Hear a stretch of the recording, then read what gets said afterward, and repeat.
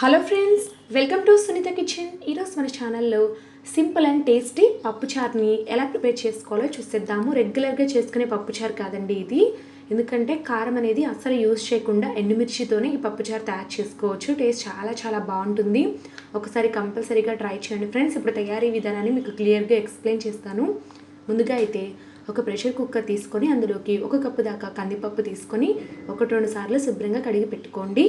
ఇందులోకి కట్ చేసి పెట్టినటువంటి 3 మీడియం సైజ్ టమాటాలు, అలాగే ఒక 10 నుంచి 12 ఎండుమిర్చి కట్ చేసి యాడ్ చేసుకోవాలి. అలాగే 1 టీ స్పూన్ దాకా పసుపు, ఏ కప్పుతో అయితే మనం కందిపప్పు తీసుకున్నామో అదే కప్పుతో 2 కప్పుల దాకా నీళ్లు పోసుకొని మెత్తగా ఉడికించుకోవాలండి. ఈలోపు ఓ వైపున ఒక బౌల్ తీసుకొని అందులోకి నిమ్మకాయ సైజ్ అంతా చింతపండు తీసుకొని ఈ చింతపండుని కూడా 1-2 సార్లు శుభ్రంగా కడిగి పెట్టండి. ఇలా కడగటం వల్ల ఇసుక, కనపడిన డస్ట్ అంతా కూడా పూర్తిగా పోతుంది. ఇలా కడిగి పెట్టుకున్న తర్వాత చింతపండులో తగినన్ని నీళ్లు పోసి పక్కన పెట్టుకోవాలి. బాగా నాననివ్వండి. 4 విజిల్స్ వచ్చిన తర్వాత మూత తీసి చూస్తే ఈ ప్రెషర్ కుక్కర్లో పప్పు అంతా కూడా మెత్తగా ఉడికిపోయిందండి. ఇప్పుడు పప్పు గుత్తి సహాయంతో ఇలా మెత్తగా మెదుపుకోండి. పప్పులాగా తయారైంది కదా.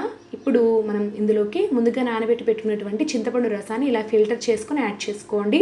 ఈ చింతపండు రసం అనేది కొద్దిగా పక్కకు తీసి పెట్టుకోండి. ఎందుకంటే మనం ఎంతైతే తీసుకుంటామో అంతే చింతపండు రసం అనేది ఎక్కువ అవుతూ ఉంటుందండి ఒక్కొక్కసారి.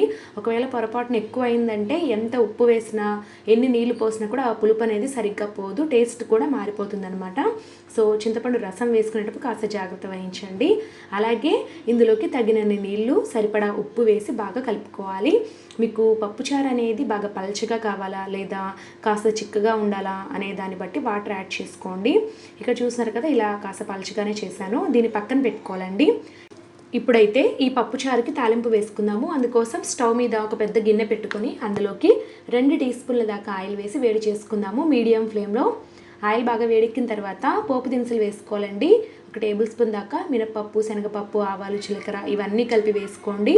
ఇవి బాగా దూరగా ఫ్రై అయ్యాక ఇందులోకి 10 వెల్లుల్లి రెబ్బల్ని కచ్చాపచ్చగా దంచి యాడ్ చేసుకోండి, మంచి ఫ్లేవర్ వస్తుంది. అలాగే 4 ఎండుమిర్చి, ఒక అర టీ స్పూన్ దాకా ఇంగువ వేసుకోండి, మంచి ఫ్లేవర్ వస్తుందండి ఈ పప్పుచారుకి.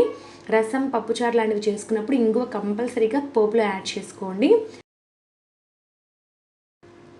ఇప్పుడైతే ఇందులోకి ఒక పెద్ద ఉల్లిపాయ, అలాగే 3 పచ్చిమిర్చిని ఇలాగ కట్ చేసి యాడ్ చేసుకోండి. ఒక రెమ్మ కరివేపాకు కూడా వేసుకొని బాగా వేగనివ్వాలండి. ఈ ఉల్లిపాయ ముక్కలు, వెల్లుల్లి రెబ్బలు అన్నీ కూడా బాగా ఎర్రగా వేగే విధంగా వేయించుకోవాలన్నమాట. అలా అయితేనే పప్పుచారుకి మంచి ఫ్లేవర్ వస్తుంది, తాలింపు ఎంత చక్కగా వేగితే. ఇక చూస్తున్నారు కదా, ఇక్కడ తాలింపు అంతా కూడా బాగా వేగింది. ఇప్పుడైతే మనం ముందుగా కలిపి పెట్టుకున్నటువంటి పప్పు నీళ్ళని ఇక్కడ యాడ్ చేసుకుందాము. ఆ చారునంతా కూడా ఇక్కడ పోసుకోవాలన్నమాట. అదేవిధంగా ఇప్పుడు ఫ్లేమ్ని ఇప్పటిదాకా మీడియం ఫ్లేమ్లో పెట్టాం కదా, ఇప్పుడు హై ఫ్లేమ్లో పెట్టి 5 నుంచి 6 నిమిషాల పాటు మరిగించాలి. అంతేనండి, మనకి పప్పుచారు రెడీ అయిపోతుంది. మధ్యలో కలియబెట్టండి. అదేవిధంగా ముఖ్యంగా ఏంటంటే మూత పెట్టకూడదండి. మూత పెట్టినట్లయితే మొత్తం పొంగిపోతుంది. మధ్యలో కలియబెట్టుకుంటూ 5-6 నిమిషాల పాటు హై ఫ్లేమ్లో మరిగించారంటే పప్పుచారు రెడీ అయిపోతుంది. 5-6 నిమిషాల తర్వాత స్టవ్ ఆపేసి ఇందులోకి తరిగిన కొత్తిమీర వేసుకొని బాగా కలుపుకోవాలి. సో ఫ్రెండ్స్, చూసారు కదండి, ఎంతో రుచికరంగా ఉండే పప్పుచారు మనకి రెడీ అయిపోయింది. టేస్ట్ అయితే చాలా బాగుంటుంది. ఇందులో మనం కారం అనేది అస్సలు యాడ్ చేయలేదు కదా, దాని ప్లేస్లో ఎండుమిర్చినే యాడ్ చేసాము. అయినా కూడా టేస్ట్ సూపర్గా ఉంటుంది.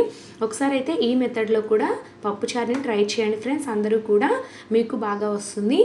ఈ పప్పుచారుని మనం అన్నంలోకే కాదండి, రాగి సంగట్లోకి, అలాగే ఇడ్లీలోకి కూడా తినచ్చు. చాలా బాగుంటుంది ఫ్రెండ్స్. ఓకే అండి, ఈ వీడియో మీకు బాగా నచ్చినట్లయితే వీడియోని లైక్ చేయండి. అలాగే మీ ఫ్రెండ్స్ అండ్ రిలేటివ్స్కి ఫార్వర్డ్ చేయండి. Thank you for watching.